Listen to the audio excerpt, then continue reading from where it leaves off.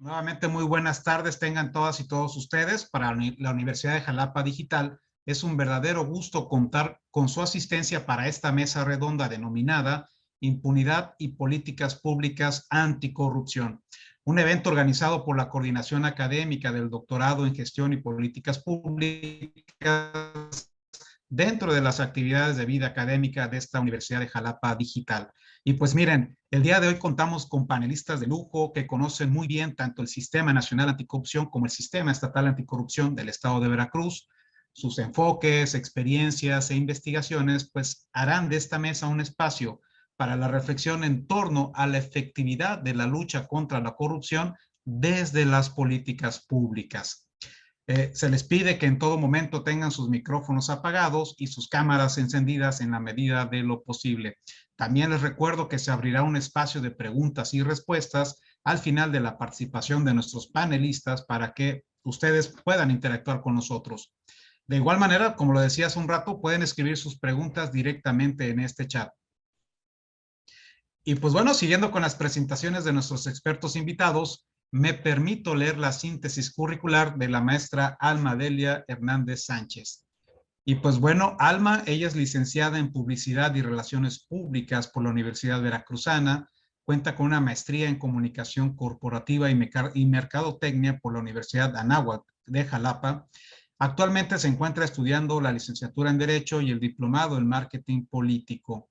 Cuenta con diplomados en Estado de Derecho, impartición de justicia, derechos humanos y estudios anticorrupción, alta dirección por la Universidad de Jalapa, Anáhuac de Jalapa, marketing digital por el Colegio de Veracruz, transparencia, acceso a la información y gobierno abierto y acceso a la justicia a través de los derechos humanos, todos impartidos por la Casa de la Cultura Jurídica de la Suprema Corte de Justicia de la Nación. También ha tomado cursos en materia anticorrupción, transparencia y protección de datos personales, de derechos humanos, violencia política en razón de género y perspectiva de género. Fue coordinadora también del curso de formación inicial de la División de Gendarmería de la Policía Federal de la quinta generación impartido por el Estado de Veracruz. También ha sido colaboradora docente a nivel de licenciatura y posgrado en la Universidad de Jalapa, Universidad Veracruzana, Universidad Popular Autónoma de Veracruz y el Instituto Culinario Veracruzano en distintas materias de las que destacan la ética, responsabilidad social, derechos humanos, mercadotecnia, y durante los últimos años ha impartido cursos sobre el Sistema Nacional Anticorrupción a nivel municipal y estatal y ha sido ponente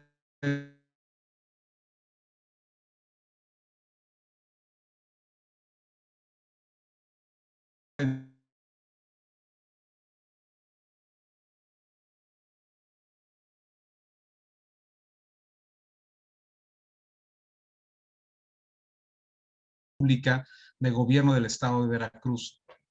Fue integrante del Sistema Estatal para la Prevención, Atención, Sanción y Erradicación de la Violencia contra las Mujeres de Veracruz. Y bien importante porque fue integrante fundadora del Comité de Participación Ciudadana y del Comité Coordinador del Sistema Estatal Anticorrupción del Estado de Veracruz. Estamos en presencia de una conocedora del sistema local anticorrupción. Maestra Alma, muy bienvenida. Pues bueno, ahora me toca presentar también leer la síntesis curricular del maestro Darío Ángeles, quien es licenciado en Derecho por la Facultad por la Universidad Austral de Buenos Aires. Ha sido profesor de Teoría General del Proceso y de Derecho Administrativo en distintas universidades del estado de Nuevo León. Actualmente es profesor de Derecho Administrativo en el ITEMS Campus Monterrey. Es socio del despacho Urrutia Ángeles y Asociados, con sede en Monterrey, Nuevo León. Ha realizado diversas investigaciones y publicado artículos sobre derecho administrativo y procesal, con especial énfasis en procedimientos, impunidad administrativa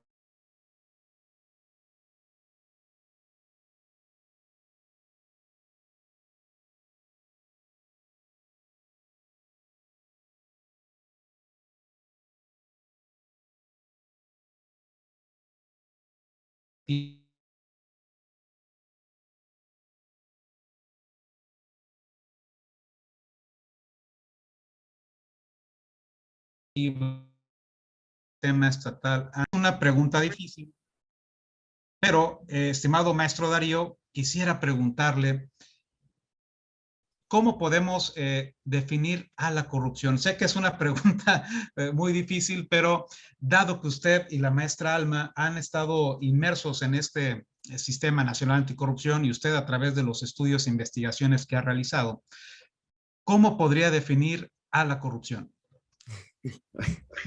Oye, no íbamos a empezar tan complicado. A ver, corrupción. Mira, creo que el gran problema precisamente es que no se puede definir de forma específica. Es decir, cuando hablamos de corrupción, realmente hablamos de un conjunto de actividades o conductas. O sea, no hablamos de un solo fenómeno que se abarque la transacción más común o más conocida es el cohecho, ¿no? Cuando una persona da dinero y otra persona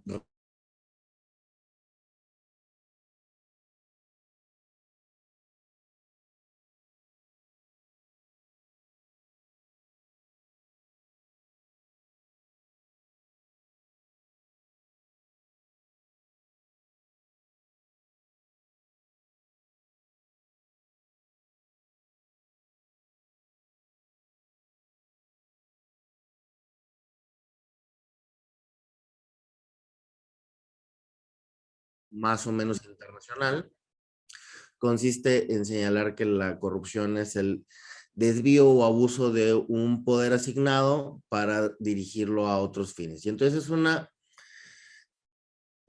insisto, es un concepto muy amplio que se basa esencialmente en que una persona tenga un poder, facultad, eh, una posición especial y se aleje de las razones, funciones o finalidades para las cuales se le asignó ese poder. Y eso permite, dependiendo de cada sistema, pensar que la corrupción inclusive puede ser un fenómeno entre particulares.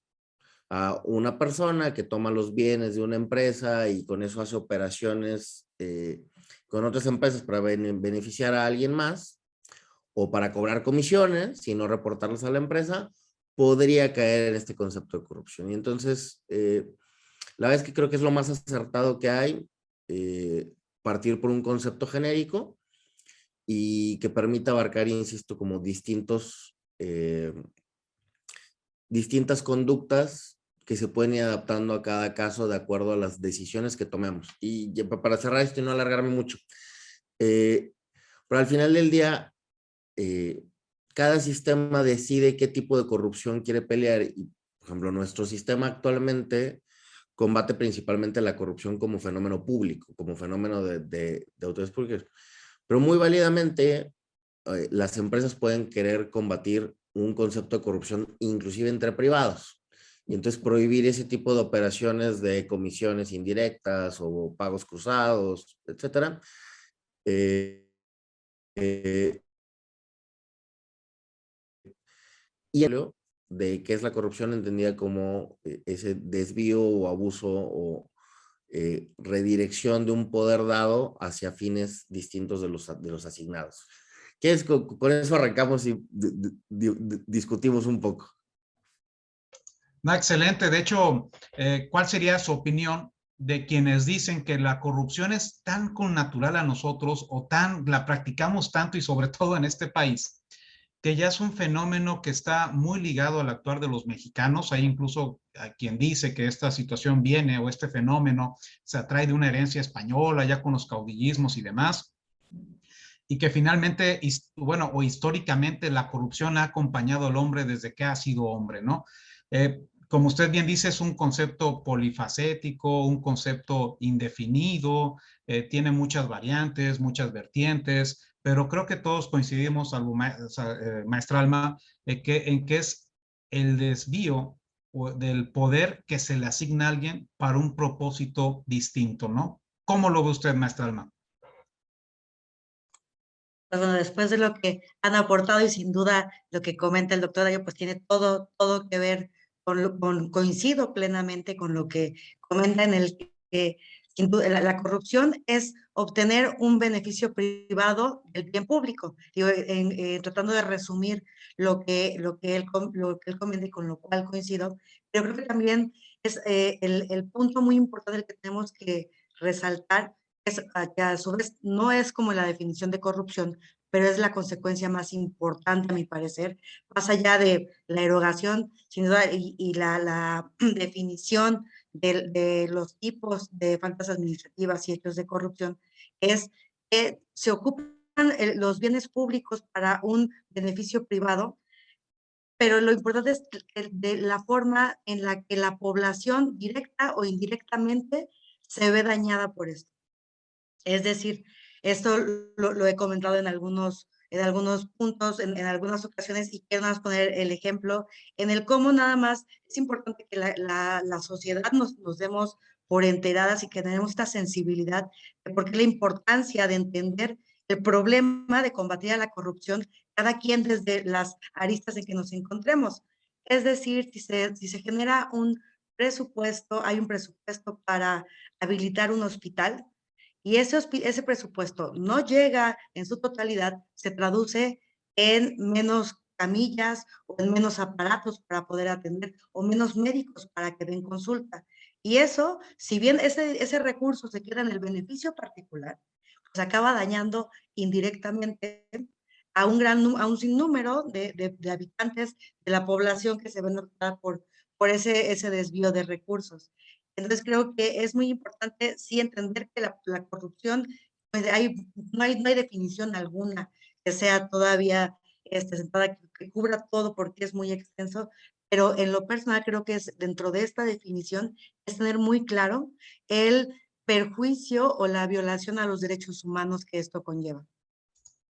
Excelente, porque fíjese que fue le escuché decir, creo que Ana Elena Fierro, que pareciera que nosotros como individuos o como mexicanos, pues sí, estamos muy atentos a la corrupción, pero pareciera que muchas de las veces está ajena a nuestra esfera y por lo tanto de ahí viene que incluso la olvidemos, somos un pueblo que olvida, ¿no? Que no recuerda, ¿no?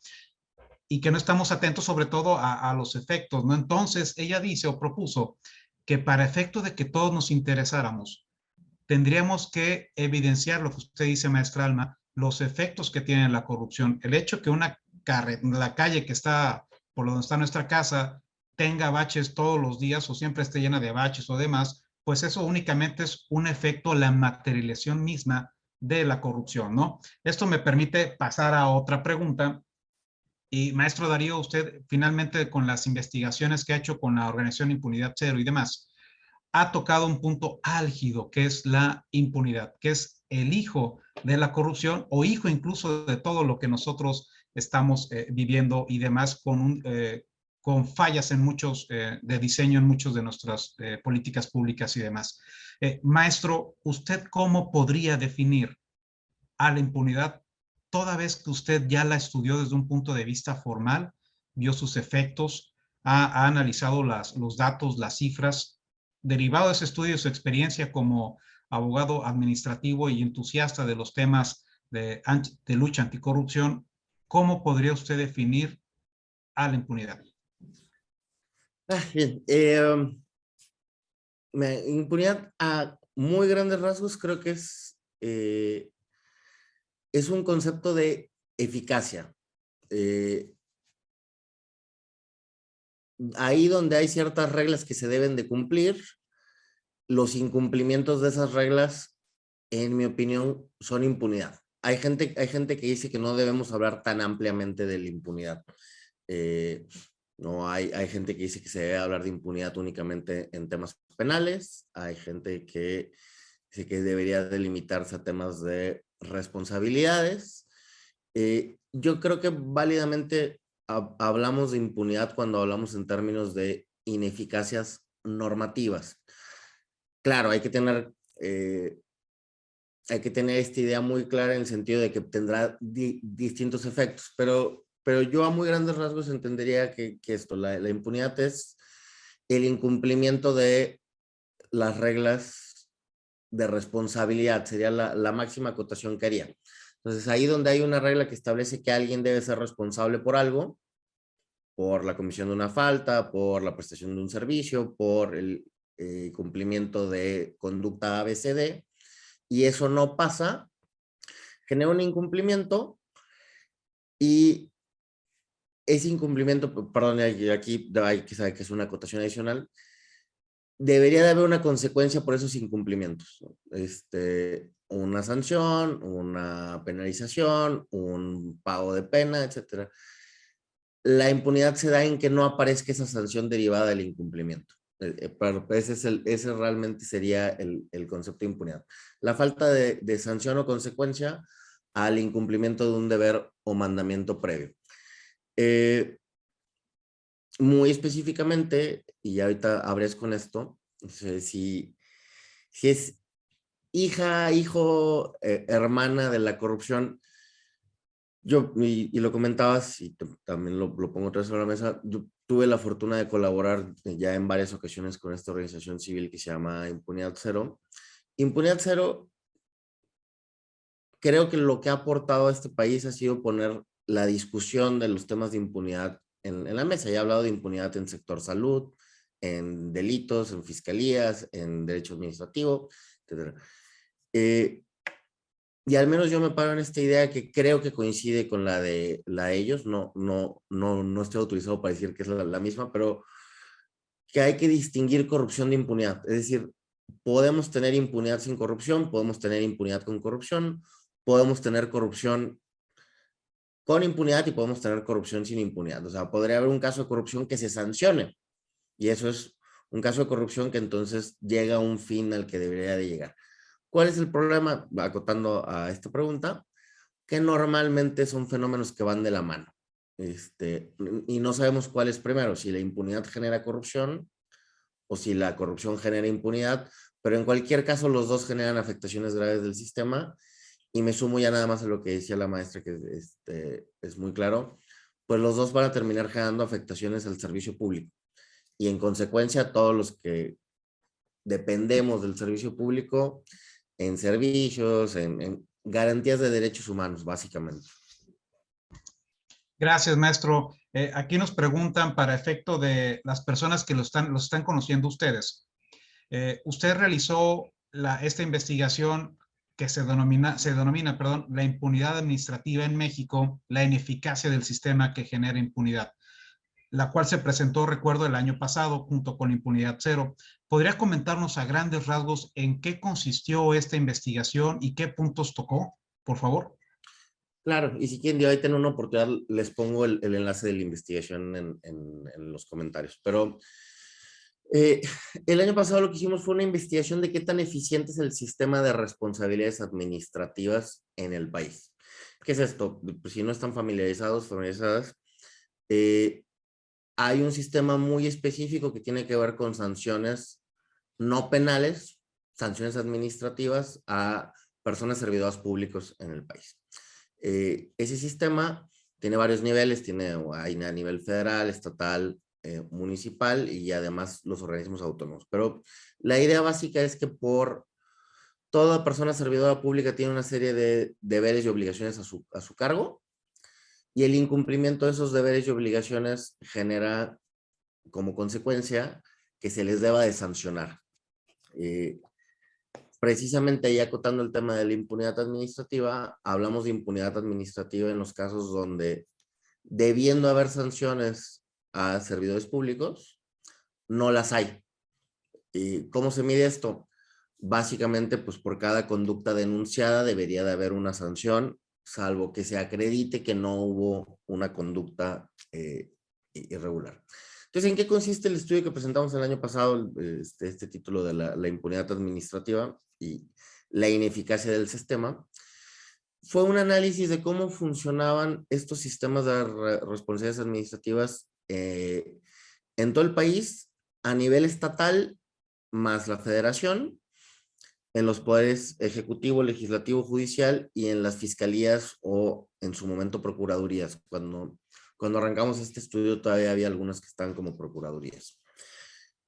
Y lo que hacíamos era una medición de qué tan bien o mal sancionaban a sus servidores públicos. una llamada al celular. Muy bien, y entonces un análisis de qué pasa con este fenómeno a lo largo de 5 años. Fue una investigación que se analizaba qué había sucedido en el sistema del 2014-2019, con algunas complicaciones que yo lo dejo ahí como nota al margen. En medio de esto, cambiamos de sistema. Fue cuando apareció el Sistema Nacional Anticorrupción, aparece una nueva ley que es la que actualmente rige todo el sistema, que es la Ley General de Responsabilidades Administrativas, y tenemos más o menos, en relación a eso, básicamente un relajo en recabar información, porque tenemos información de 2 sistemas, con una variedad de órganos, y piensen, digo, para hacer el estudio acudimos con 132 entidades públicas con solicitudes de información que implicaban entre 18 y 21 preguntas de cómo pasaba este tema de las sanciones. Insisto, ahorita les pongo los datos del estudio. Si hay oportunidad, caemos en algunas de las particularidades o comentamos algunas de esas. Pero lo que les puedo adelantar es que en general la impunidad administrativa en el país es muy alta. O sea, hablamos de porcentajes que van arriba del 80 y tantos %. El dato que siempre traigo muy en mente tiene que ver con cómo nos entregan información. En ese momento la Fiscalía General de la República no reportaba haber sancionado a ninguno de sus servidores públicos durante el periodo de 5 años. Entonces hablábamos de una impunidad del 100%. Y en cambio había otras cosas donde sí hay estados que tienen buenas prácticas y demás, pero último dato, y ya insisto, para no estar abusando del tiempo, piensen que para hacer esto, insisto, pedíamos información esencialmente de cuántas denuncias, quejas o avisos tenían las autoridades de la posible comisión de una falta administrativa. Es decir, cuántos expedientes abres para revisar si tienes faltas administrativas. Y luego revisamos en un último punto cuántas sanciones se tienen. Hay que entender que obviamente no todo lo que se denuncia es necesariamente una falta administrativa, pero un problema es que las autoridades no clasifican esta información, o si lo clasifican no te lo dan a conocer. Pero cuando tratas de hacer estas mediciones entre cuánto entra y algunas salidas que hay en el camino, y llegar a un balance final de cuántas son las sanciones impuestas, bueno, en la mayoría de los casos no podíamos calcular la impunidad, porque los datos están mal entregados. De hecho, ya nada más así para que... Bien, lo voy a poner brevemente en pantalla nada más para que puedan verlo, pero esta es la tabla principal que teníamos. Ay, ya no sé qué estoy haciendo. Ahí debería estar en pantalla. ¿Se ve la tabla? Bueno, vean, esto fue el balance final que hicimos, donde presentamos para cada uno de los estados, para cada uno de los poderes, los porcentajes de impunidad. Entre más alto el porcentaje significa que sancionaron menos. Entonces vean que de los pocos que pudimos calcular completos es la federación, que globalmente nos da un 80% de impunidad. Es decir, por cada 100 faltas reportadas, denunciadas, solo se sancionan 20. Y luego vean el fenómeno, lo que nos pasó para los demás entes que revisamos. O sea, en muchos casos ni siquiera podemos obtener los datos. Baja California, poder el legislativo, no se puede calcular el dato. De la Procuraduría no se puede calcular el dato. Chiapas no se puede calcular el dato. Y así se va pasando por muchas partes. O sea, tuvimos fuertes problemas para calcular la información aplicable en el caso. Entonces, es eso, es un panorama que va desde problemas de información hasta un problema fuerte de impunidad, porque en la mayoría de los casos, la realidad es que no se sanciona a servidores públicos en el país. Bueno, muchas gracias, maestro. Muy revelador los datos que nos arrojó, bueno, que arroja su su estudio y como usted dice, el estudio abarcó el antiguo régimen y el actual régimen. Entonces, ahí se pudieron entonces constatar que a lo mejor no hubo una variación entre de régimen a régimen y eso da para muchas otras más preguntas. Maestra Alma, usted finalmente participó como operadora dentro del sistema nacional, perdón, sistema estatal veracruzano. Antes de ser partícipe de ella, usted era una ciudadana pues comprometida y entusiasta con estos temas. Yo le quiero preguntar, ¿qué es la impunidad? Pero cómo la percibió usted cuando era ciudadana? ¿Cómo la percibió cuando era operadora del sistema? ¿Y cómo la percibe ahora que dejó esta encomienda, maestra? Pues creo que no ha cambiado tanto el sentimiento, o más bien ha cambiado el sentimiento, más no la percepción. Sigo creyendo, por eso asiento cada que escucho al doctor Darío en sus comentarios, porque sí creo que al final la impunidad, como lo percibimos en la sociedad, pues es que alguien que no respeta la ley no obtiene la sanción. Pero también parte, ahorita conforme lo que va comentando, de cómo lo veo ahora, sigo pensando que es lo mismo, pero que también hay algunas áreas de oportunidad también, que además que la investigación del doctor Darío de verdad deja con la boca abierta, deja con ganas de preguntar muchas cosas más, especialmente cuando nos enfocamos en nuestro estado, que es en el que hemos estado tratando. Desde ahí viene como no hay denuncia, porque el hecho de que la sociedad no tenemos claro que el hecho de que no denunciemos, estamos siendo parte de la impunidad. Queremos que las cosas cambien, pero que las hagan los demás. No estamos dispuestos a hacer la denuncia, que es en el momento en el cual podemos pasar el balón a la otra cancha. Nosotros, mientras no tengamos el caminito de la denuncia, pues somos parte del problema. Y en este caso también reconozco que Impunidad Cero hace no más de 2 años hizo una guía de la denuncia ciudadana, la cual también, pues en su momento, aquí en el CPC Veracruzano se aprobó en comité coordinador, pero bueno, sigue en proceso, pero Impunidad Cero la generó y creo que estas herramientas son las que nos hacen falta como sociedad, porque pocas personas se atreven a denunciar por miles de factores, entre perder el trabajo, temor a que le pase algo a ellos o a sus familiares, o porque estén coludidos ahí mismo por muchas historias o leyendas urbanas de las que tenemos conocimiento y que pues muchas personas no se atreven a denunciar. Entonces, ¿cómo lo veía antes? Pues lo veía como que era la falta de justicia, ¿no? El que las autoridades no castigaban y quienes castigaban no castigaban de manera igual a todos. Ahora lo que veo como impunidad es que obviamente sigue siendo la falta de justicia o de sanción para quien se sale del marco de la ley, pero pues también ahora entiendo la corresponsabilidad que como sociedad tenemos.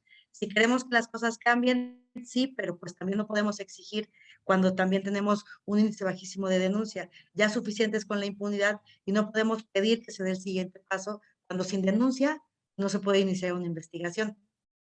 Y eso creo que es algo que como sociedad tenemos que empezar a hacer. ¿Por qué? Porque en la medida que lo vayamos haciendo, pues también tendrán que ir mejorando los sistemas de burocracia que existen para quien decide denunciar. Cuenta que son tareas titánicas, ¿no? El que decide denunciar tiene que destinar 12, 15 horas para estar ahí, y muchas veces pues, son victimizados, revictimizados, son amenazados.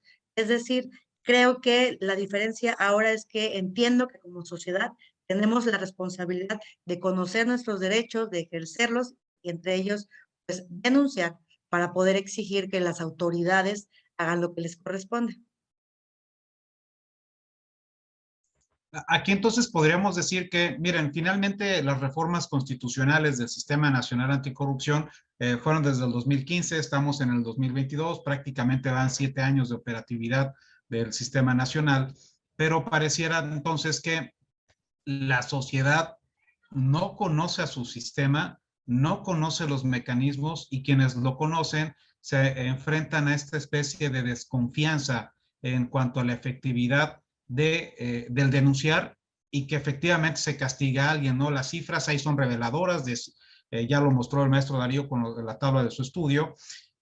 Pareciera entonces que ni sabemos que existe, no nos animamos, no confiamos, no creemos, ya será una cuestión cultural nuestra, no lo sabemos. Yo lo equiparo mucho, ¿saben qué?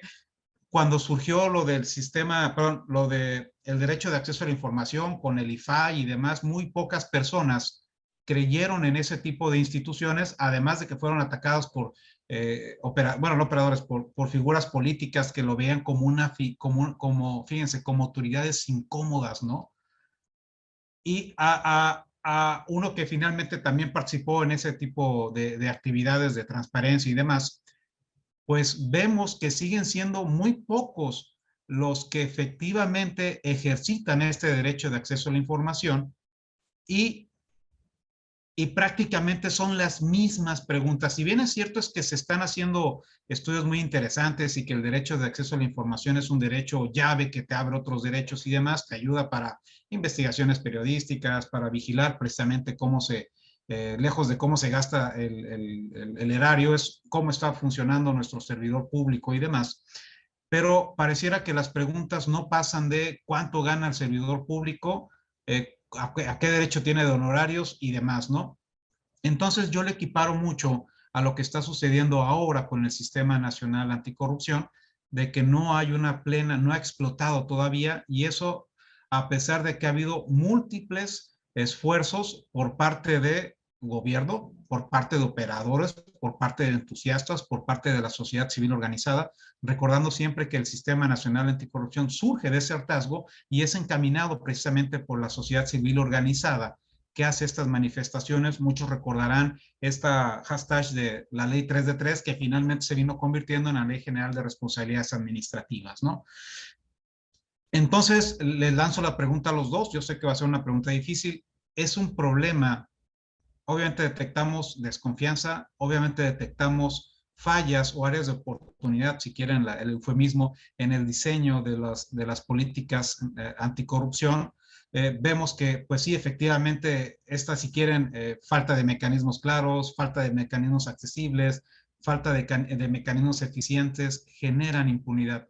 Ustedes, como operadores ambos desde sus enfoques y desde sus aristas, ¿cuáles consideran que sean las principales o la principal causa de la impunidad? Lejos de que se denuncie o no se denuncie, es una falla en el mecanismo, es una falla de voluntad, no se eligieron bien los perfiles de quienes van a ser operadores del sistema. ¿Qué opinan ustedes? Adelante, maestra, adelante. O sea, si quiere yo, como usted diga. Ok. Esto, no, Rodrigo,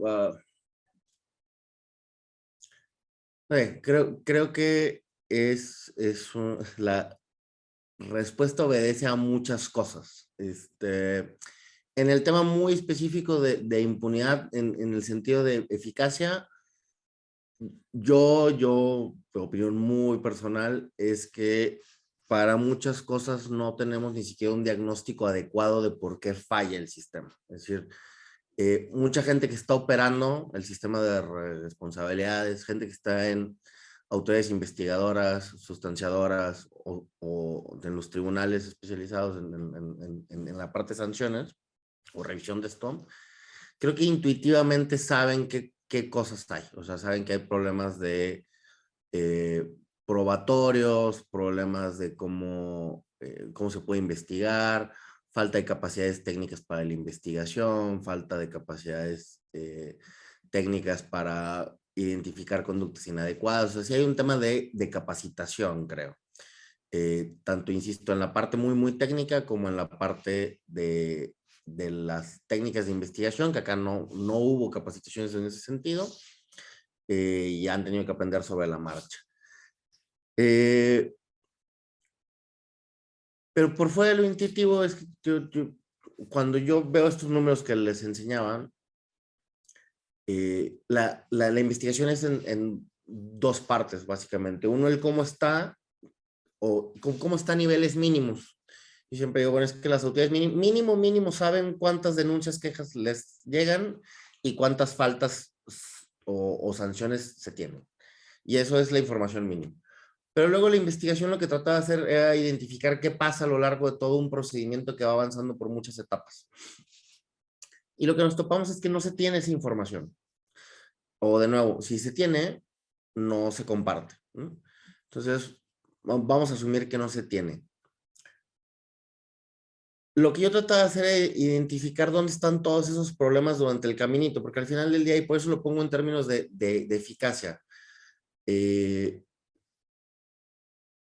un sistema eficaz es el que puede ir del punto A al punto B sin ningún problema. Y las ineficacias lo que van a hacer es que no termines en el punto B, ¿no? Te vas a caer en el camino. Yo creo que si se trata de ver los procedimientos de responsabilidades administrativas de punto a punto, hoy por hoy no sabemos en dónde se caen. No puedes diagnosticar si el problema está en las denuncias, en la clasificación, en la investigación, en las pruebas, en el pliego, en el famoso IPRA, que es la acusación. La información con la que se tiene recabada no permite identificar eso. Y entonces yo creo que hasta que no podamos diagnosticar adecuadamente dónde están los problemas, no podemos ir a arreglar esos problemas. Porque hoy te avientas a arreglar, hoy no, pues es que bueno, vamos a arreglar esto con más personal, capacitado o sin capacitar. O sea, hoy es que vamos a arreglar esto con más órganos, así esa. A ver, es porque no pueden con la carga de trabajo, o sea, y nada, yo miré un punto muy atrás, tenemos un problema de diagnóstico. Ya de última cosa, es que el sistema nacional anticorrupción, yo creo que es un sistema muy de buena fe, pero sumamente complejo. Y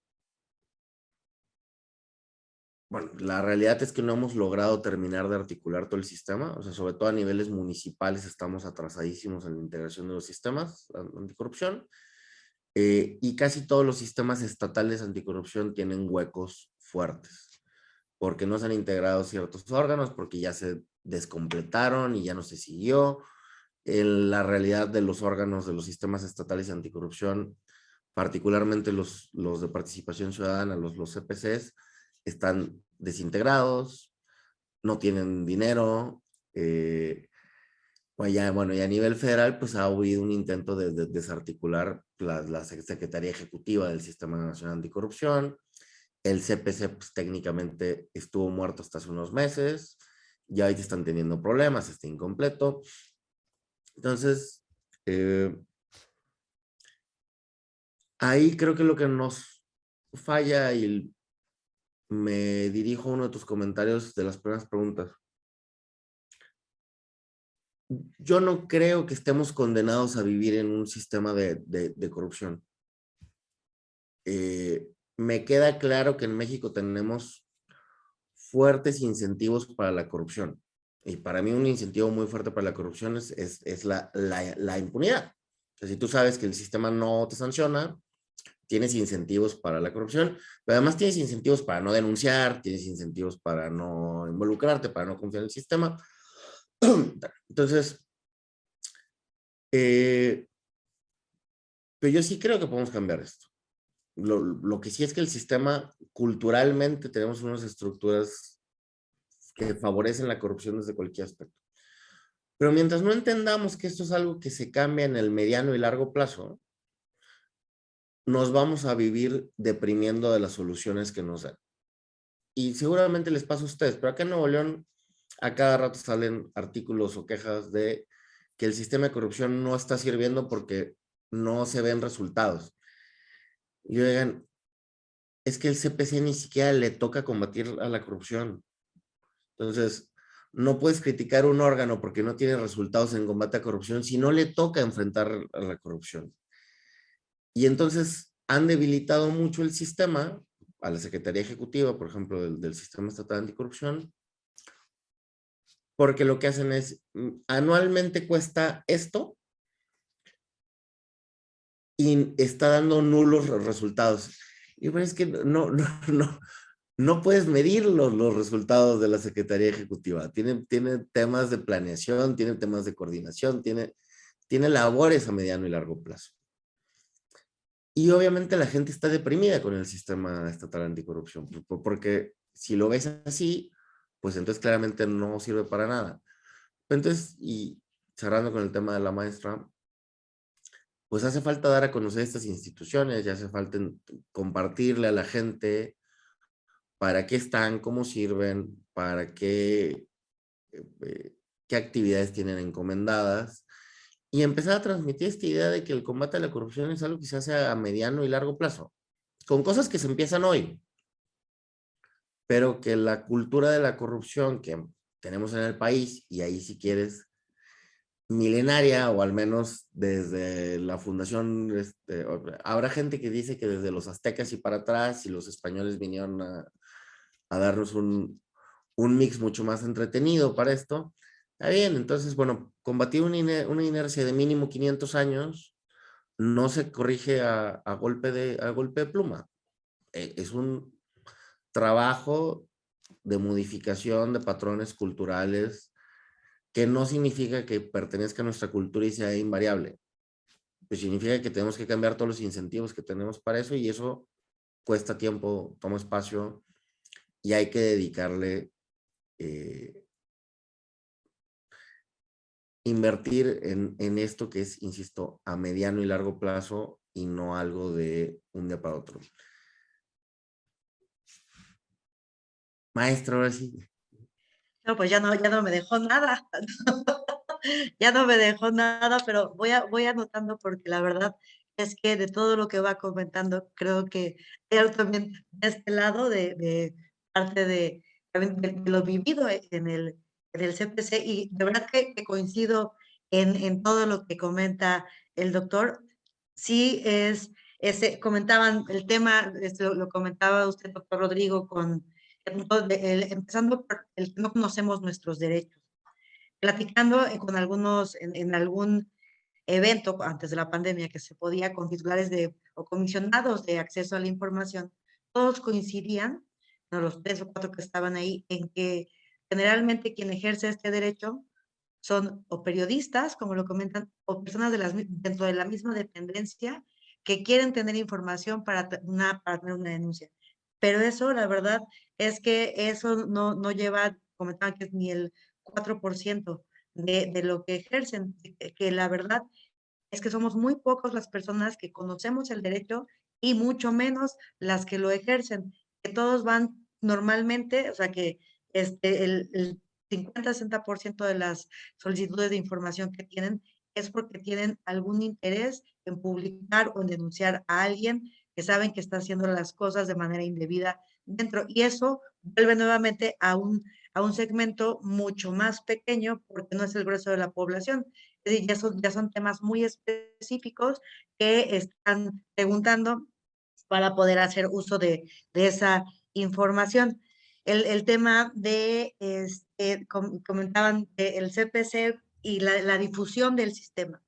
Así como comentan que el INAI pues, surge en el 2000 y la gente todavía no sabe su existencia ni de la utilidad que tiene pues, para una mejor rendición de cuentas. La verdad es que con esa misma idea, pues quienes iniciamos en el CPC, en los sistemas nacional y locales anticorrupción, pues sabíamos que era algo un poco más tardado, principalmente en estados como Veracruz, Puebla, Oaxaca, que tienen muchísimos municipios. Son los 3 estados con mayor número de municipios, tristemente dejando a un lado a Puebla, Veracruz y Oaxaca con un nivel escolar también menor que el de los del resto de la República, y que bueno, el poder llegar a esta vinculación, que es lo que la ley nos insta, a la vinculación con los municipios, que ha habido, solamente hay dos leyes locales que tienen contemplados los sistemas municipales anticorrupción, es decir, que el día que fueron ya publicadas las leyes, se crearon, se dieron a la tarea también de convocar para los municipales, fue el Estado de México y Guadalajara. Algunos sistemas van teniendo algunas particularidades y bueno, el de ellos es de los que ya les quitaron pues la verdad es que es una gran oportunidad para poder fortalecer al Comité de Participación Ciudadana, no porque, volviendo al punto de la vinculación, pues se necesita a alguien que conozca, que tenga el contacto con el primer nivel de autoridad, que pues bueno, son los presidentes municipales. Y la corrupción no se da únicamente a nivel federal ni estatal, ¿no? Ni en los entes autónomos. Entonces, es necesario que, bueno, si algún día en la práctica y en el caminar de la ley del Sistema Nacional Anticorrupción decidieran hacer algunas reformas, pues sin duda creo que sería de gran ayuda el poder tener de alguna forma en Veracruz, para ser explícitos, aquí Marca tendrá, el Comité de Participación Ciudadana, tiene que vincularse con los municipios, y así es en la mayoría de los estados, pero pues tampoco hay algo que, pues que respalde entonces al CPC para que las autoridades municipales hagan caso también al llamado que se hace. Yo les comparto de manera rápida lo que sucedió en Veracruz. Surge el CPC, el Sistema Local Anticorrupción, surge estando un partido de un color. Cuando se aprueba la ley, se echa a andar estando este partido, pero hay cambio de administración y todos los estados, todos los sistemas locales que vivieron esta transición, vivieron problemas presupuestales. Entonces, principalmente lo que recortan es los honorarios, porque aquí es importante mencionar que el CPC, los integrantes del CPC, el Comité de Participación Ciudadana, no son servidores públicos, pero sí les aplica la ley de responsabilidades administrativas. Y entonces los honorarios, pues en el caso de Veracruz, fueron cortando. Quiero comentar que la Secretaría Ejecutiva en Veracruz, pues al principio también fue un escándalo, porque en otros estados, pues si bien empezaron a echar a andar los sistemas, donde no había una política anticorrupción y que se entiende que había secretarías ejecutivas que iban a ser 5 áreas y pues tengo nada más a 5 personas. En Veracruz se inició con 70 personas. Era como una Secretaría de Estado, es casi lo que tiene la SEDECOP. Entonces, eso empieza también pues a generar pues, también señalamientos. Y bueno, les platico, por eso también vas entendiendo que las políticas de austeridad pues le dan a la Secretaría, pero no hubo, separaron a algunos trabajadores. En Veracruz al CPC le han ido recortando y recortando. Es decir, y esto también lo que implica es que no tengas la facilidad para poder vincularte y visitar pues ya sea municipios o instancias, y pues dentro de ya para la pregunta de el no funcionamiento y la impunidad, pues bueno, aquí es que tampoco ha habido el apoyo o la voluntad necesaria para la difusión de lo que le corresponde a cada quien en el sistema. Entendiendo que un sistema es el básico ejemplo de un engranaje en que cada quien tiene que hacer algo, que había instancias autónomas que ya existían antes de la creación del sistema, ya venían trabajando en algo, es nada más para ir armonizando las tareas de cada uno de los siete entes que lo conforman.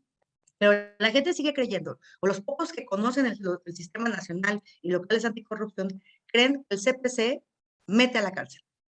Y entonces, si no metes a la cárcel, pues no está sirviendo. Y lo triste es, habría que ver los informes anuales de cuando se concluyen los periodos de cada uno de los presidentes, porque la ley indica que todas las instancias deben mandar la información para que se rinda un informe de actividades que como sistema se cumplieron. En teoría, pues todos tienen acciones que reportar, pero también me resulta, no, me sorprende y también pues, me hace sonreír la investigación del doctor Darío, porque también en nuestro estado tristemente nadie le entregó nada. Entonces, aquí lo que se ha visto es que yo sí tengo que reconocer que hubo entes que en mi paso por el sistema fueron muy cumplidos, o sea, súper colaboradores comprometidos con el sistema y con todo lo que la ley indica, pero no es la mayoría.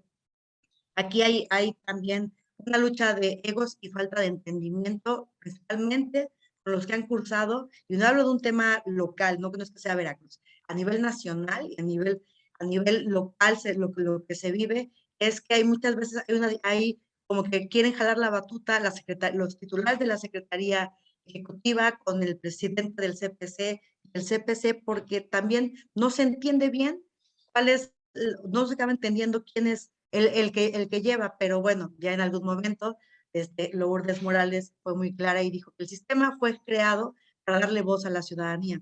El CPC es el representante de la empresa, la academia y de la sociedad civil organizada. Y si bien no tiene otras facultades, pero que le caen todas las responsabilidades, es el que en teoría tendría que encabezar los trabajos en el tema de propuestas de políticas públicas. Aquí lo que nos lleva, pues claro que yo también siendo parte, cuando fui parte del sistema local y ahora como parte de la sociedad civil, claro que exiges que los sistemas tengan ya después de 6 años, empiecen a aprobar por lo menos una política pública anual. Ya el punto no es nada más, no tenía que estar la política nacional anticorrupción ni las locales. Se podían empezar a formar algunas otras que fortalecieran los trabajos. Bueno, no me quiero extender más porque me emociono, pero sí creo que el punto es que tenemos que empezar a buscar algunas otras aristas en las cuales se puede fortalecer el sistema. Nada más como punto dentro de las áreas de oportunidad, creo que para fortalecer el CPC, de lo que todo el mundo se queja es que es un solo voto contra 6. Sí, sin duda, pues es una desventaja si no estás de su lado, si no coinciden en algunos puntos, pero creo que si en la ley se pudiera poner que el CPC pudiera denunciar únicamente, que tuviera la facultad de denunciar, cambiarían las cosas, porque mucha gente, por experiencia, yo te lo puedo comentar, es que vienen a ti con denuncias, con pruebas, pero pues uno acaba sirviendo como oficialía de partes únicamente, porque al final la persona tiene que ir a ratificar la denuncia. Entonces creo que dentro de esa forma, además de que tendría que ser obligatorio la transmisión de las sesiones de comité coordinador, perdón, de gobierno entiendo que no, pero de comité coordinador, ahí mismo que se asiente, que quede asentado en actas, que el CPC como CPC puso la denuncia y ya las instancias competentes pues le den ya trámite a la investigación.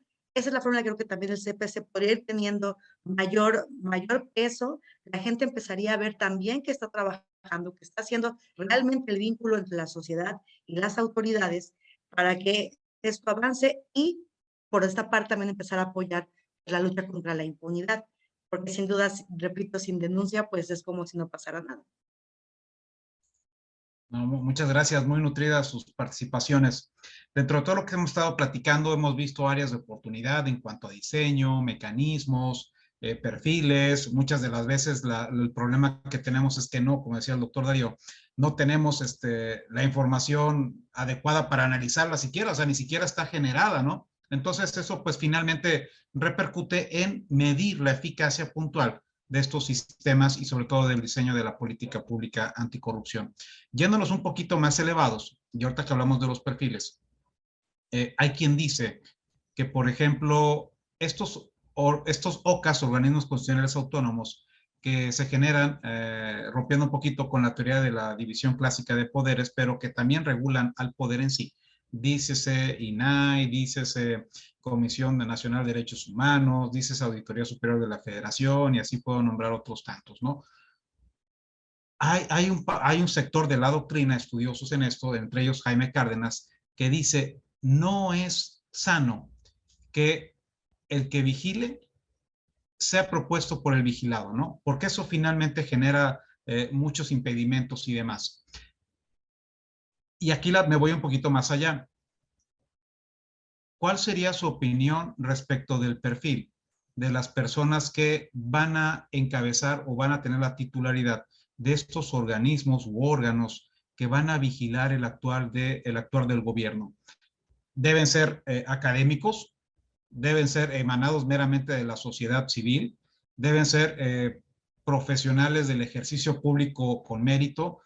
¿Cuál, de acuerdo a sus perspectivas, usted como exintegrante del comité y usted como pues alguien atento a la evolución del derecho administrativo, o sea, viéndolo como, ahora sí, como un operador jurídico, pero también como un entusiasta de los temas de impunidad, ¿cuál sería su opinión? ¿Cuál ustedes consideran que sería la mejor forma o el perfil más adecuado para encabezar este tipo de encomiendas importantísimas, ¿no? ¿Qué opinan ustedes? Adelante, maestro Darío. Creo que preguntas amigables hoy no hubo, ¿verdad? Son preguntas muy interesantes para todos. No, la verdad es que yo es algo que inclusive porque en Sistema Nacional Anticorrupción me tocó participar cuando el comité de selección estaba a punto de lanzar la convocatoria para los actuales integrantes del CPC.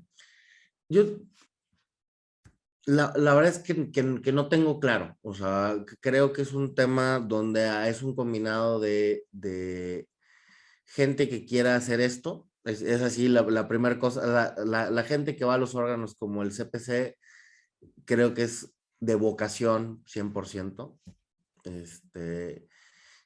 Y por la naturaleza del órgano, que es un órgano colegiado, con funciones distintas, yo realmente lo único que pienso es que la integración debe de ser heterogénea. Es decir, debería de venir alguien de la academia, alguien de la práctica privada en áreas como litigio, fiscalización, auditoría, o sea, algún perfil contador, abogado, abogada, un compliance officer de alguna empresa, o sea, alguien que tenga experiencias como en relación muy al tema central. Creo que alguien que haya tenido experiencia en la administración pública, cumpliendo los requisitos de no haber sido afiliado, etcétera, sería idóneo.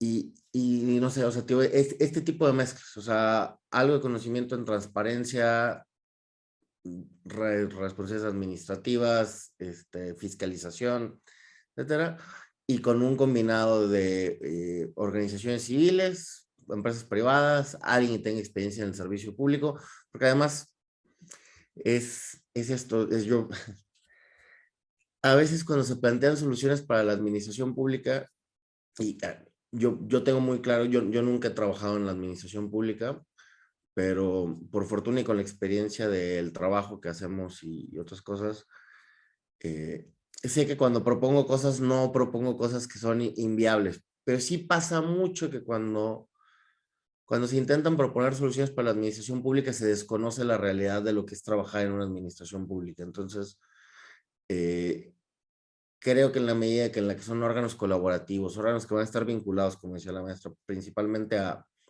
propuestas de políticas públicas o al tema de la planeación del combate a la corrupción desde ahí, insisto, a niveles varios y con participaciones bastante diversas. Es ideal que la composición sea precisamente heterogénea, vinculada y, insisto, de último, un poco y en la medida de lo posible que se pueda, que sea gente que quiera estar ahí. ¿Cómo se prueba esto? No sé, es probable que haya por experiencia, bueno, simplemente pararse en este tipo de cosas ya es por sí una muestra, pero de ahí en fuera yo no me pondría, yo les cuento una experiencia muy en corto, estaba participando en una discusión sobre, para la elección de ciertos ciudadanos, ciudadanas para algunos órganos aquí en el estado, y querían hacer elección de personas para cada organismo público en el estado. Yo lo primero que les dije, oigan, ¿de dónde vamos a sacar gente? O sea, pues porque es una labor gratuita, así, asá, y no vamos a conseguir 50 personas o 80, no hay ninguna forma en la cual, entonces también en la construcción de esto hay que atender una realidad que es que poca gente va a querer estar comprometida con esto. Y en esa medida creo que hay que privilegiar a la gente a la que quiere entrar por sobre otras cosas. Y en el tiempo, y ojalá si esto funciona, en los próximos años tengamos más y más personas interesadas de participar en esto, una sociedad más informada, una ciudadanía más informada y una ciudadanía más participativa. Pero por ahora yo sería amplio y cuidaría nada más que no haya una de último, una cooptación a través de las personas que eligen o seleccionan a estas personas. Sí, muchas gracias. Es muy interesante porque se platicaba en otra ocasión que muchas de las veces estas encomiendas o estos puestos, pues realmente son usados como trampolín para algo más, para llegar a algo más. Y a veces lo que menos interesa, pues es cumplir con esa encomienda, ¿no? Entonces, ahí hace no mucho se escuchó la propuesta o la idea de que estos cargos fueran por elección popular. Ya sería algo muy complicado, no lo veo tan descabellado, depende que no sabremos si es efectivo o no, pero caray, alguien que vote directamente por el presidente de la Comisión Nacional de Derechos Humanos, obvio, siempre pasando los filtros de elegibilidad del perfil y demás, pues no creo que suene tan descabellado. Obviamente se dijo en un momento difícil y demás, y a lo mejor se interpreta otras cosas. Maestra Alma, ¿usted qué considera? Antes de que se me escape lo de tu comentario, yo creo que sin duda es entendible que cuando una persona tiene capacidades y son reconocidas, pues adelante, si van con la idea, eso ha sido dentro del Sistema Nacional se creó una red nacional de CPCs. Y bueno, de ahí todavía, pues, hay ahí unos compañeros con los que se logró hacer amistad.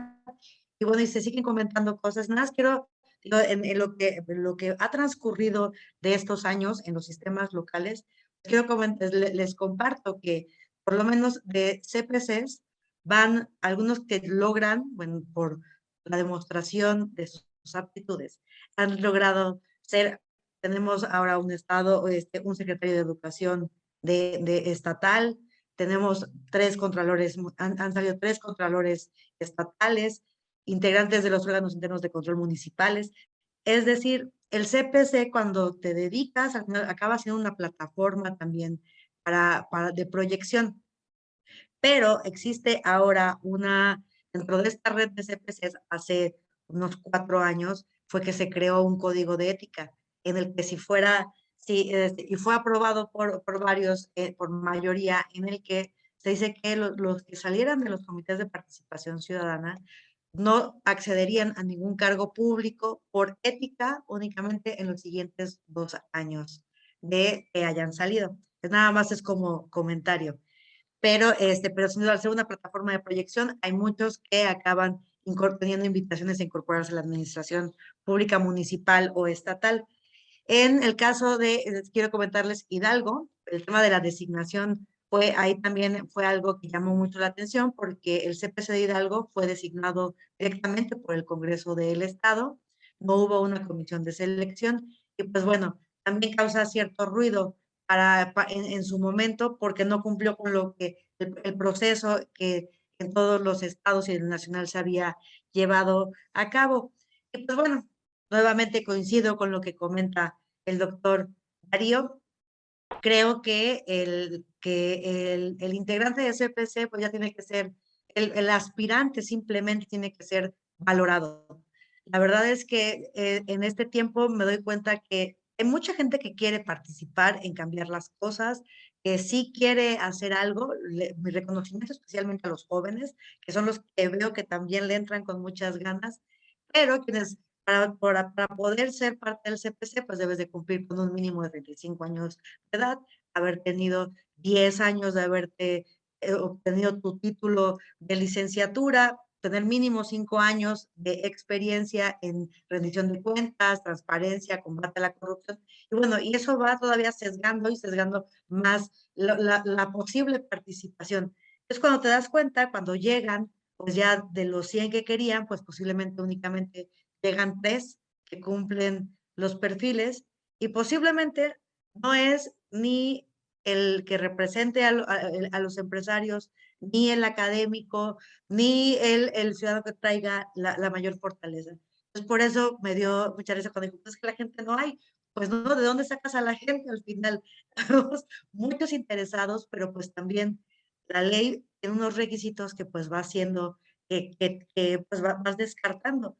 Pero en el ideal, pues, sin duda, tiene que ser alguien que tenga experiencia, que tenga la convicción de querer cambiar las cosas que tenga la piel gruesa, sin duda, porque esto no es fácil, no es rápido y tampoco hay recursos que te den las autoridades para que lo puedas hacer. Como dice Jorge Latorre, integrante del CPC, esto no es fácil, ni barato, ni rápido. Y hay que entender eso.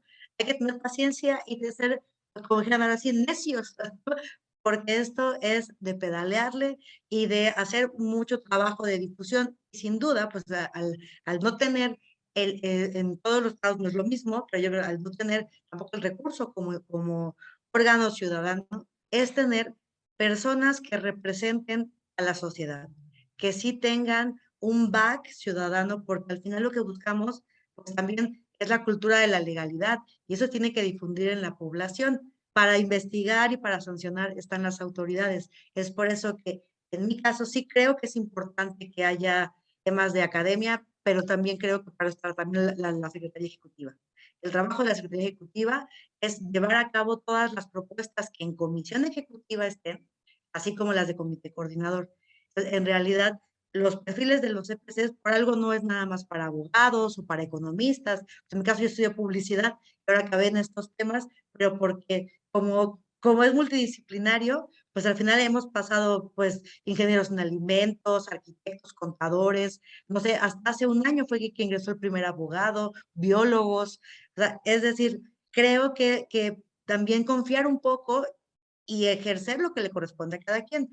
La Secretaría Ejecutiva tiene que llevar a cabo pues todas las propuestas aprobadas en los colegiados, ya sea comisión ejecutiva o comité coordinador. Es por eso que creo que el académico no es tan importante, no en este momento. ¿Por qué? Porque en mi parecer, y conforme lo que me ha tocado conocer y vivir, es que lo que se requiere es fortalecer la figura del CPC. Eso únicamente se va a lograr con el respaldo social. Es como el líder sindical. El líder sindical no es por él mismo, es por toda la gente que lo respalda, ¿no? Por toda la gente y sus agremiados. En mi parecer, lo importante en este momento sería personas que tuvieran una representatividad social que ayuden a la vinculación y a la difusión del sistema para que la gente lo conozca y en un futuro, a mediano plazo, pues podamos empezar a tener ya propuestas ciudadanas que emerjan realmente del sector empresarial, del académico, y que porque normalmente los problemas los conocen o sea, esos sectores y conocen la posible solución. Entonces, el CPC como enlace, como bien lo dice la ley, como enlace entre sociedad y autoridades, es el que tiene que llevar estas propuestas a la mesa, pulirlas por la Secretaría Ejecutiva y presentarlas en comité coordinador para que sean aprobadas y sea realmente pues, la idea de la presencia ciudadana pues también se vea ahí plasmada y empecemos a dar estos pasitos. No, hombre, muchas gracias. Ya para dar los argumentos de cierre o las participaciones finales, y luego ya pasar a unas breves preguntas que nos están formulando. Independientemente de todo lo que ustedes han estado platicando, exponiendo de sus experiencias, perspectivas, enfoques, lo que les ha tocado vivir,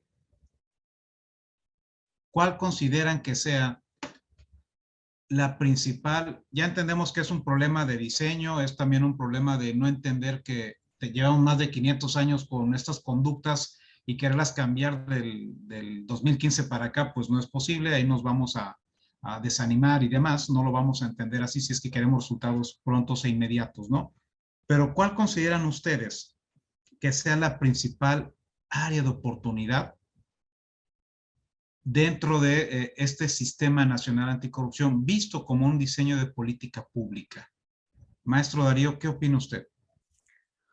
Uy, mira, creo que en Sistema Nacional de Corrupción, Anticorrupción, yo creo que estamos bien. O sea, salió la Política Nacional Anticorrupción hace 2 años.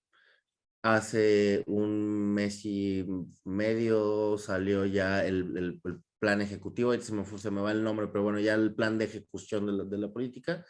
Entonces, estamos en un muy buen punto. O sea, creo que la prioridad hoy y área de oportunidad es que viene ese engranaje que va de lo que funciona desde la cabeza del Sistema Nacional Anticorrupción, ya con acciones concretas para ejecutar la Política Nacional Anticorrupción y cómo eso de alguna u otra forma embona con lo que los estados han estado haciendo con sus políticas estatales anticorrupción. Piensen que hay estados que todavía no tienen política estatal anticorrupción, pero justo es que, o sea, para mí la cosa más valiosa que tiene el Sistema Nacional Anticorrupción era precisamente, o es precisamente, la existencia de una política nacional anticorrupción. ¿Por qué? Porque creo que es la primera vez que se hace un documento formal que atiende el problema de la corrupción como un problema de política pública. Y eso ya es cambiar un chip de todo lo que se venía haciendo antes, porque oficialmente en México tenemos lucha contra la corrupción al menos desde 1982 con la gran reforma y moral de Miguel de la Madrid, pero nunca se había atendido con el enfoque, insisto, que ya tiene el Sistema Nacional Anticorrupción de considerarlo un problema público, un problema endémico, un problema que tiene que ver con múltiples causas y fenómenos y además un problema sistémico. La Política Nacional Anticorrupción tiene, en mi opinión, el acierto de atenderlo como un problema sistémico. Y insisto, ahora que estamos en este punto donde ya hay un plan para la ejecución, la área de oportunidad es eso, empezar a buscar ya las acciones concretas conforme a las cuales empezamos a ejecutar acciones tendientes a llegar a un fin. Entonces, para mí es momento de echar a andar ahora sí el andamiaje, que nos tardamos 5 años en armarlo desde la reforma y la estructuración. Está bien, pero ya tenemos ahora sí estructura, organización y un plan. Bueno, sigue el momento de no dejar atrás esto y en esa medida, ¿qué va a ser lo más importante? Bueno, lo más relevante de una política pública es haber hecho el planteamiento del problema, pasar a las acciones para enfrentar el problema o una planeación de enfrentar el problema, ejecutar la planeación y va a seguir la evaluación para efecto de reincorporar y seguir con el ciclo de la política pública, ¿no? Entonces, justo, o sea, para mí, no que no se haya hecho nada con el sistema antes, pero a partir de este año en concreto, ya con la línea de ejecución y ya con líneas de acción concretas, podemos hablar formalmente de un inicio concreto del combate a la corrupción. Entonces, ahora sí vamos a ver acciones concretas, mediciones específicas y sobre eso toma de decisiones de qué se corrige, qué se mueve y cómo avanzamos. Entonces, para mí prioridad estar sobre eso y área de oportunidad que no se suelte a los CPCs, que se le fortalezca, estoy de acuerdo con la maestra, y que no se suelte eso que es la parte ciudadana de esta integración. Muchas gracias, maestro. Maestro Alma, ¿cuál considera que sea la principal área de oportunidad de este diseño de la política nacional anticorrupción? Pues sin duda, también coincido en que la implementación. Ya se dio pues, el balazo de salida para que se empiecen a dar. De Veracruz también fue el estado número 15 en aprobar su política estatal anticorrupción. Creo que tendría que haber, así como cuando se creó la ley del Sistema Nacional Anticorrupción, que se les dio un plazo, no recuerdo si de 1 o 2 años, para que las entidades federativas pues también armonizaran sus leyes y los crearan. Pues yo creo que también tendría que haber algo así para la aprobación y la creación de sus políticas locales anticorrupción. Todas tienen algunas particularidades, pero en el caso de Veracruz es muy similar a la nacional, 4 ejes, 40 prioridades, 27 de ellas es en las que el CPC participa con los diferentes autoridades, pero creo que también algo de eso que sin duda pues es el documento, es el caminito, el mapa sobre los cuales los sistemas tienen que ir trabajando, porque parte de sus indicadores es lo que también en 1 año o 2 pues nos harán también volver a ver y saber si confiamos, si seguimos confiando en ellos o no. Ya ahora tomamos como una ventaja porque ahora tenemos un documento en el que podemos palomear o no si están trabajando o no en el combate a la corrupción. Creo que otro punto es el de la plataforma digital nacional. Ese ahí es como la Ley General de Responsabilidades Administrativas, es donde podría ver realmente su esfuerzo, todos los encargados de operarla o de estar en ella. Yo sé que es la Secretaría Ejecutiva la que tiene que estar actualizándolo, pero en realidad es un trabajo que luce para quienes llevan a cabo toda la investigación y la sanción conforme a este sistema. Hoy justamente, bueno, como son 6 sistemas los que la componen y cada estado tiene la libertad, por llamarlo así, de poder agregar los otros que consideren necesarios. Sin duda, ahí está el de la 3 de 3, que es el primer sistema de declaración patrimonial. Viene también el de inhabilitación, que eso me parece importantísimo, porque pues la idea de la plataforma digital nacional es que alguien que haya sido inhabilitado en Baja California no tenga trabajo en Chiapas, no pueda ingresar a la administración pública en Chiapas. Por eso, ¿cómo se va a lograr? Pues con la colaboración de cada uno de los sistemas locales. Creo que esa es algo con lo que la población realmente estaría, pues bueno, como ciudadanos, como sociedad, estaríamos tal vez un poco más atentos y pues presionando un poco más a las autoridades para que se cumplan. Si bien la plataforma no es de acceso público, eso creo que es muy importante también comentarlo, es para los integrantes del Comité de Participación Ciudadana y los integrantes del Comité Coordinador, así como la Secretaría Ejecutiva, pero a través del CPC sí se puede gestionar esta información. Quiero ser clara porque al rato la gente va a querer entrar a una página y no se va a poder, no, la plataforma es en la que, porque hay que cubrir también datos personales, todos estos derechos que todos como humanos pues, también tenemos que ir teniendo.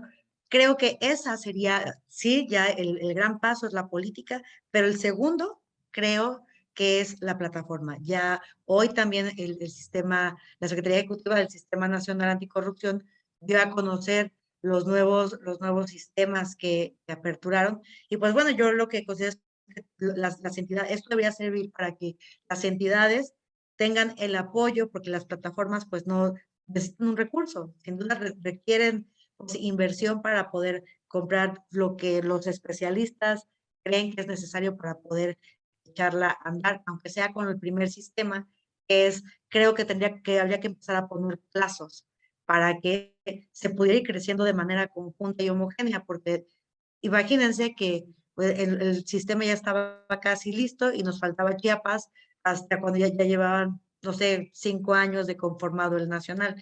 Ahora desconozco en qué número vayan de políticas estatales locales anticorrupción, pero creo que la idea sería que todos los sistemas fueran creciendo y avanzando, al mismo tiempo para ir generando, pues también, no quiero decir una sinergia, porque cada estado va teniendo sus particularidades, pero sí ir avanzando de manera homogénea e ir cumpliendo al menos con lo que va requiriendo la plataforma digital nacional, ir cumpliendo todos. Ahora vamos a hacer el sistema 1, vamos a comprometernos que de aquí a este año por temas presupuestales. Y así poco a poco, creo que la plataforma digital, ya palomeada y delineada la política para anticorrupción, creo que es la plataforma digital nacional el siguiente gran reto. Muchas gracias, maestra.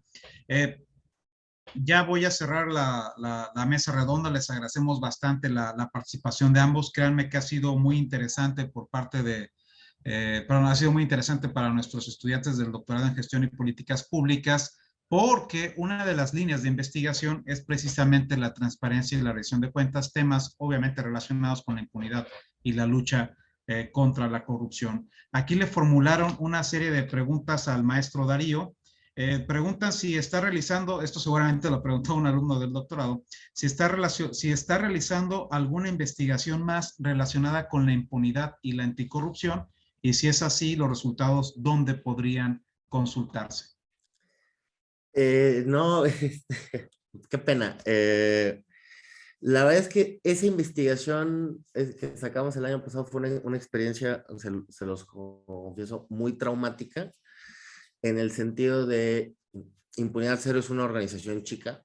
Y vuelvo con lo que ya he dicho, hacen un trabajo espectacular, pero con muy poca gente, muy, muy eficiente. Y En ese caso, insisto, pues pedimos información a 132 autoridades y recibimos más de, pues arriba, o sea, decenas de miles de datos en PDF, en Excel, en no sé qué, y los tuvimos que administrar, clasificar, homologar, vaciar, o sea, tenemos Exceles y Exceles donde tuvimos que vaciar manualmente toda la información, estandarizarla, y sí nos dejó así como muy, fue una experiencia, insisto, muy linda, un trabajo muy hermoso, que queremos replicar y volver a avanzar, pero al menos, por ahorita estamos en pausa. Yo creo que el próximo año habría que retomarlo, porque pues, es un ejercicio que sí creo que se está haciendo constantemente, pero quizá para eso nada más vamos a buscar algo de asistencia, manos, gente que nos pueda apoyar, porque sí, fue un trabajo que al final del día participamos unas 8 personas, 8 o 9 personas, y sí, o sea, fue muy pesado, y nos falta llegar a niveles de los municipios, ¿no? Entonces, ahorita no estamos haciendo esto. Sí, sí queremos, vamos a ver qué pasa. Y la idea, o lo idóneo sería que cada año se pudiera estar actualizando esa información. Creo que es a donde quisiéramos llegar, pero ahorita todavía no tenemos eh, esa, esa oportunidad y ese chance. Muchas gracias. Sí, entendemos que es un trabajo muy complicado, ¿no? Por las mismas condiciones de las instituciones públicas, ¿no? Que no tienen sus datos actualizados y si los tienen no los comparten y muchas veces ni siquiera los generan, ¿no? Aquí una pregunta para los dos. ¿Dónde pueden seguirlos si es que tienen redes sociales? Yo todas las redes sociales, ya sea Facebook, Twitter e Instagram, Almadelia HS. Gracias. Yo sí tengo varios, pero realmente lo que uso así públicamente es Twitter. Yo lo puse ahí en el chat, pero es L Darío AG. La L es de Luis, no van a querer que le ponga el licenciado. Siempre me dicen, ¿por qué le pones la E? Es el nombre oculto que nadie sabe que tengo.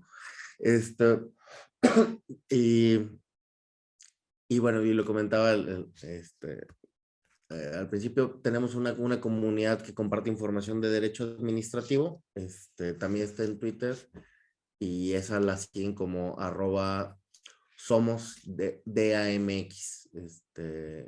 Cualquiera de las dos, ahí estamos compartiendo cosas de derecho. Muchas gracias. Fíjense que yo he participado en estas actividades que hace la comunidad y realmente son muy interesantes porque convergen gran cantidad de interesados, entusiastas y conocedores del derecho administrativo. Pero maestro, invítenos a ese evento de los días miércoles de toda semana, por favor, que incluso la maestra Alma y su servidor ya hemos participado. Ahorita que no estén grabando, ya les digo el nombre, porque luego le voy a quitar todo lo serio de este evento. No, no, pero para la gente que nos acompaña, es que digo, la comunidad tiene cursos y actividades serias, pero una parte de un intento de romper ahí un poco la tradicional formalidad de la abogacía fue generar eventos casuales o en otro tono. Y entonces todos los miércoles tenemos algo que se llama la caguama jurídica. Entonces, digo, con gusto, si se quieren inscribir, entrar, la verdad es que son dinámicas muy a gusto, se aprende mucho. Ayer, por ejemplo, estuvo el director de una organización de investigación periodística, de Quinto Elemento Lab, que han participado en la investigación de Odebrecht, el General Cienfuegos, o sea, han hecho investigación periodística muy importante en el país y nos explicaba un poco esto. O sea, ayer el tema fue el uso de la investigación periodística para el combate a la corrupción. Entonces, bueno, fue eso. Este año lo iniciamos con Lourdes Morales y con y con Jorge, que vinieron a hablarnos del estado actual de los sistemas anticorrupción. Entonces, hay un poco de todo, siempre son cosas bien interesantes y les ayuda a dar un quiebre ahí entre semana para distraerse. Pues bueno, les agradecemos a ambos, la verdad, la participación y el que hayan dispuesto de sus tiempos. Sabemos que ya estamos por concluir la semana, son personas ocupadas y que hayan dispuesto de 1 hora y media para compartir y hablar de estos temas tan importantes para la ciudadanía y que todos debemos estar atentos y sobre todo escuchar a dos conocedores del Sistema Nacional Anticorrupción, uno desde un enfoque como participadora, integrante y operadora, el otro como un estudioso y entusiasta de estos temas y con investigaciones formales, pues robustecen siempre la plática, la dinámica y la reflexión conjunta que finalmente ayuda a construir aprendizaje de estos temas. A nombre de mis autoridades, del vicerrector doctor César García, de todo el cuerpo académico, les agradecemos maestra Alma Delia Hernández, maestro Darío Ángeles, su participación, su tiempo, sus reflexiones. El tema obviamente da para muchísimo más, pero aquí me preguntan si los vamos a volver a invitar. Claro, les vamos a correr la invitación a ambos. Seguramente habrá temas y demás, y siempre y cuando sus agendas se los permitan, les corremos la invitación. Pues muchísimas gracias a ustedes, panelistas invitados. Les valoramos bastante su tiempo. A todas las personas que nos siguieron a través de esa transmisión por Zoom, a los que han estado siguiéndonos por Facebook Live, les agradecemos bastante que hayan participado en esta mesa redonda. Muchísimas gracias, muy buena noche, maestra Almadelia, maestro Darío, les agradecemos a título institucional, pero sobre todo a título personal que nos hayan acompañado. Muchas gracias. Muchísimas gracias a ustedes por la invitación, mucho gusto.